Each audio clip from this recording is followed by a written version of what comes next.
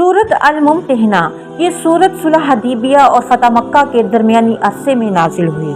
सुलह हदीबिया के मुआहदे को मक्का मुकरमा के काफिरों ने 2 साल के अंदर अंदर ही तोड़ दिया।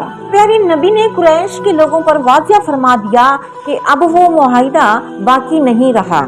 इसके बाद आपने मक्का मुकरमा के कुफार पर एक फैसला कुन हमला करने की तैयारी शुरू फरमा दी और साथ ही ये कोशिश थी कि कुफार के लोगों को आपकी तैयारी का इल्म ना हो।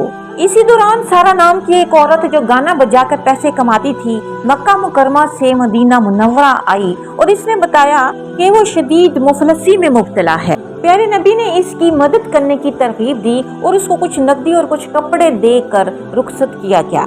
दूसरी तरफ एक सहाबी हजरत हातिब रज़ी अल्लाह ताला अन्हा के अहलो अयाल मक्का मुकरमा में ही थे, जिनके बारे में उन्हें ये खतरा था कि कुरैश के लोग इन पर जुल्म ना करें।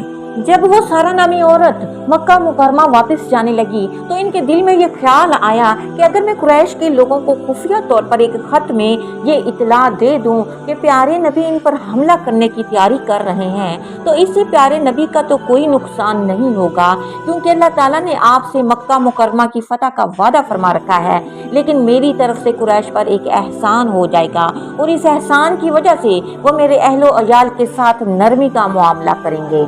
चुनांचे उन्होंने एक खत लिखकर सारा के हवाले कर दिया कि वो कुरैश के सरदारों को पहुंचा दे। उधर अल्लाह ताला ने वही के जरिए प्यारे नबी को इतला दे दी कि सारा एक खुफिया खत लेकर गई है। प्यारे नबी ने कुछ सहाबा को रवाना फरमाया कि औरत का पीछा करके उनसे खत बरामद करें। सहाबा कराम ने खत बरामद कर लिया। प्यारे नबी ने जब हजरत हातिब से पूछा तो उन्होंने माजरत की और अपनी गलती की वजह बयान की।